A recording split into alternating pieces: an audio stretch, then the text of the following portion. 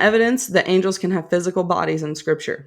Here in Sodom and Gomorrah, Lot, I believe here it is. The two angels arrived at Sodom, and Lot was sitting in the gateway, and he saw them. He got up to meet them, bowed down with his face to the ground. Keep in mind, they knew they're not supposed to worship angels. Is this considered worship, or is this just reverence? Like, is this just acknowledging their holy presence because they come from God, right? With his face down to the ground, and he called them my lords. Okay, my lords, please turn aside to your servant's house, wash your feet, and spend the night, and then go on your way in the morning. But he insisted so strongly that they did go with him and entered his house. He prepared a meal for them, baking bread without yeast, and they ate. They ate. Most people, if these scriptures weren't there, it doesn't say angels can eat. Angels can't eat. What came down in the wilderness? The food of angels, the bread of angels, manna, right? So they eat, okay? When he hesitated, the men grasped his hand of his wife and led them. So they literally grabbed them and led them out. Angels have physical bodies. They can grab you. They can touch you, okay? Otherwise, they'd just be floating through our bodies. We think of like ghosts from movies. Hollywood is totally, I feel like Hollywood's whole purpose is to make everything more dramatic or more untrue so that people don't believe it or they laugh at it, kind of like Operation Paperclip, MK Ultra, things like that. They put it in movies so that when people hear it, they think it's like, that's a joke, right? That's in a movie. No, they have totally formed our thinking to be incorrect on how angels are. Here's some more scriptures that, in my opinion, prove. When Abraham saw the three men, they looked like men. He called them men. That word there is ish, so strong and mighty men, angels. He says, wash your feet and rest. Let me give you something to eat. And they ate at the bottom here. While they ate, he stood near them under a tree. They ate. They could eat. They could sit. Their feet could be washed. Okay. Here in the New Testament, Peter was struck on the side by an angel. An angel hit him physically. It woke him up.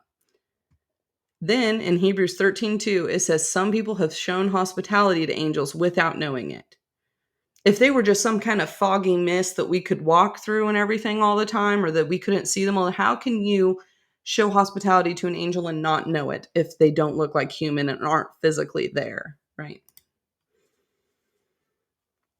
Here's where I get into some Enoch stuff to explain, and I kind of compare with our scriptures. So this is chapter 7 of Enoch 1.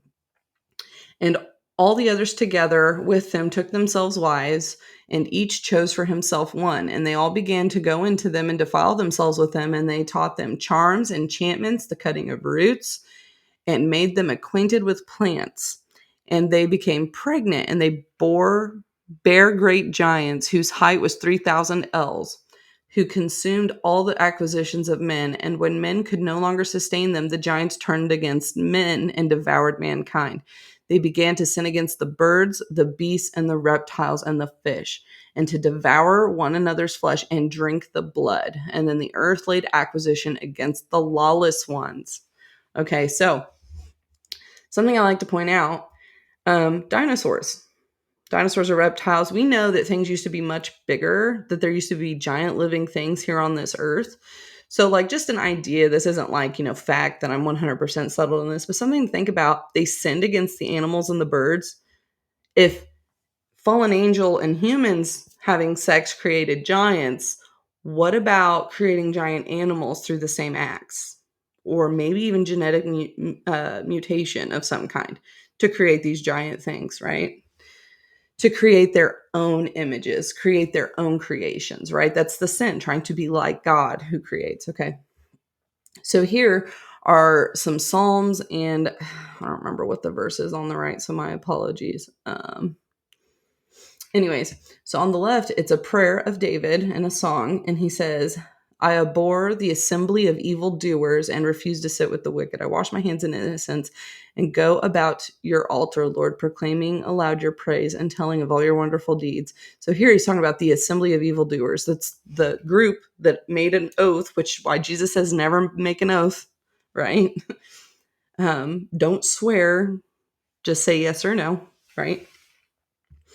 And then you go down and it says, my life with those, do not take away my soul along with the sinners. My life with those who are bloodthirsty, in whose hands are wicked schemes, whose right hands are full of bribes. So they would literally go to the sons of men or to men and say, look, I'll give you this wisdom, this knowledge, this thing in exchange for your wife. And most of the time it was knowledge. He taught them enchantments, right? Taught different things, sin. He taught them sin. I find more bitter than death the woman who is a snare, whose heart is a trap, and whose hands are chains. The man who pleases God will escape her, but the sinner she will ensnare. There is not one upright woman among them all. This only I have found. God created man upright. Here, let me get rid of this caption.